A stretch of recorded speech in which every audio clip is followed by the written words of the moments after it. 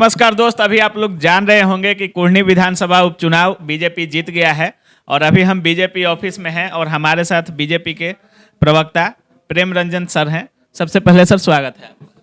धन्यवाद। क्या कहेंगे सर, अभी कुढ़नी विधान उपचुनाव जो जीते हैं आप, उस पर जनता किस तरफ इशारा कर रही है इस जीत को? जनता का भरोसा एनडीए के प्रति है, नरेंद्र मोदी के ऊपर है और उसी को उन्होंने अपना मुहर लगाने का काम किया है कुढ़नी के उपचुनाव के माध्यम से। इसके पहले भी 2 उपचुनाव हुए थे, गोपालगंज और मोकामा। 7 दलों का गठबंधन और सत्ता का दुरुपयोग, उसके बावजूद गोपालगंज में हमारी जीत, मोकामा में बेहतर परफॉर्मेंस। जब हम एनडीए के प्रत्याशी जदयू के रूप में लड़ते थे तो 41,000 वोट आता था, हमको 63,000 आया भारतीय जनता पार्टी को अकेले। तो इस बात को दर्शाता है कि बिहार की जनता इस महागठबंधन के से नाराज है, महागठबंधन को पसंद नहीं करती है। इसलिए कुढ़नी में उसी चीज को मोहर लगाने का काम किया है। आपका कहना है कि मोदी फैक्टर यहाँ भी काम किया है सर? जरूर। मोदी आज बिहार में कौन सा फैक्टर काम करता है सर? क्या बिहार का एक बीजेपी का वैसा चेहरा नहीं होना चाहिए जो एक मोदी फैक्टर जिस तरह से काम कर रहा है देश में, केवल मोदी के नाम पे क्या मोदी फैक्टर सही है? बिहार में भी एक चेहरा ऐसा होना चाहिए बीजेपी का। बिहार के लोगों को विकास पसंद है और विकास को काम और उसको जमीन पर उतारने का काम मोदी के माध्यम से हुआ है।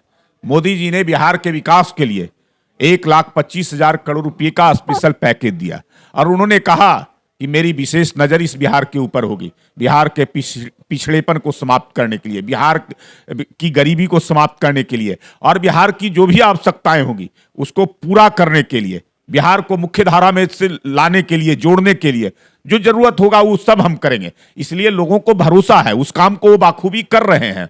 लगातार योजनाओं के माध्यम से जो यहाँ चाहिए बिहार को वो देने का काम कर रहे हैं। इसलिए बिहार के अंदर में कुछ विकास नजर भी आया है। आज महागठबंधन की सरकार हो गई तो विकास पूरी तरह से अवरुद्ध हो गया, इसलिए कि वो लोग कभी विकास पसंद नहीं है। जिनके साथ नीतीश कुमार गए हैं उनके कारण बिहार बदनाम हुआ था, उसके कारण बिहार बहुत ही भुगता था। बिहार की स्थितियां क्या थी, बद से बदतर हो गई थी। उससे हम लोगों ने जनता का विश्वास लेकर करके उससे उबारने का काम किया था। फिर उसी के जिम्मे, उसी के पाले डालने का नीतीश कुमार ने काम किया। इसलिए बिहार की जनता नाराज है, उनको भरोसा मोदी पर है, मोदी के भरोसे पर उन्होंने मोहर लगाया है।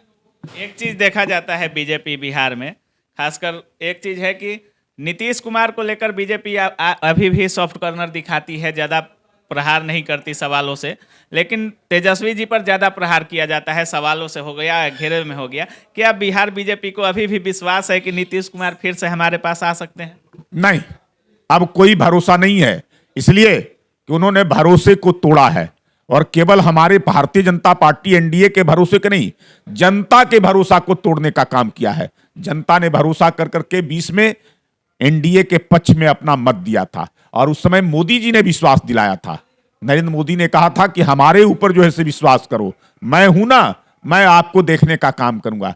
लेकिन नीतीश कुमार को सीटें कम आई, उसके बावजूद हम लोगों ने कहा कि नहीं, आप ही मुख्यमंत्री बनिए और उस भरोसे को तोड़ने का काम नीतीश कुमार ने किया है। इसलिए जो जनता का भरोसा तोड़ दिया उसके ऊपर अब हम लोग भी भरोसा नहीं कर सकते। युवाओं का एक बीजेपी पे आरोप लग रहा है कि नीतीश कुमार जी बीजेपी के साथ भी मुख्यमंत्री थे, अभी भी मुख्यमंत्री हैं। बीपीएससी का प्रोटेस्ट हुआ, सीटेट का प्रोटेस्ट हुआ, रोजगार को लेकर प्रोटेस्ट हुआ, लेकिन कभी भी बीजेपी विधानसभा में ऐसा कोई रुख नहीं अपनाती है जिससे युवाओं को थोड़ा लाभ मिले। विपक्ष का काम है, लेकिन विपक्ष नीतीश कुमार जी को लेकर काफी सॉफ्ट है। क्या कहना चाहेंगे? गांव की समस्याओं को लेकर हम लोग लगातार लड़ते रहे, संघर्ष करते रहे। सत्ता में रहे तो, सत्ता से बाहर रहे तो, सत्ता में भी रह कर करके युवाओं को कैसे मुख्य धारा में जोड़े जाएं, कैसे उनके रोजगार की व्यवस्था कर सके, कैसे उनकी समस्याओं का निदान कर सके, कैसे अधिक से अधिक उनको रोजगार मिल सके, इस बात का हम लोगों ने ख्याल रखा है। इसलिए युवाओं का भरोसा आज भी हमारे ऊपर ही है। नीतीश कुमार जी जिनके साथ गए वो केवल सब्ज बाग दिखाते हैं, बड़ी बड़ी घोषणाएं करते हैं, वायदे करते हैं और उन वायदों से मुकर जाते हैं। आज जो ऐसे जिस प्रकार से नियुक्ति बांटा जा रहा है। वो पहले जिनकी नियुक्ति हो गई है 2 साल पहले, 1 साल पहले, 1.5 साल पहले, उन सबको बुला बुला करके नियुक्ति पत्र केवल दिखावे के लिए, मीडिया में बने रहने के लिए कर रहे हैं। कोई नया रोजगार सृजन का नहीं काम कर रहे हैं, कोई नया जो है से लोगों को नौकरी देने का काम नहीं कर रहे हैं। जहां तक बीपीएससी की बात है, हम लोग बीपीएससी में लगातार सुधार की बात कर रहे हैं। जिस प्रकार से घटनाएं हुई है, पेपर लीक हुआ है, उसको लेकर करके आगामी आने वाला जो विधानसभा का सत्र होगा उसमें इस मामले को मजबूती के साथ हम उठाने का काम करेंगे, उसकी निष्पक्ष तरीके से जांच कराने का काम करेंगे, ताकि दूध का दूध पानी का पानी हो सके। और जो भी दोषी व्यक्ति है, जो नौजवानों के साथ, बेरोजगारों के साथ, युवाओं के साथ, उसके भविष्य के साथ खिलवाड़ करने का काम किया है, उस पर लगाम लग सके और उसको कड़ी से कड़ी सजा मिल सके। अच्छा सर, अगला चुनाव जो होगा, विधानसभा चुनाव जो अगला चुनाव होने वाला है, बिहार में बीजेपी का चेहरा कौन होगा सर? देखिए, आगामी आने वाला जो लोकसभा का चुनाव होगा, विधानसभा का चुनाव होगा, वो मोदी जी के ऊपर लोगों का विश्वास है, भारतीय जनता पार्टी का के लोग ऊपर विश्वास है, एनडीए के प्रति विश्वास है। उस विश्वास को लेकर करके हम जनता के बीच में जाएंगे। और अभी तो 25 का जो विधानसभा का चुनाव है, अभी समय है, अभी लगभग जो है से 2.5 वर्षों का अंतराल है।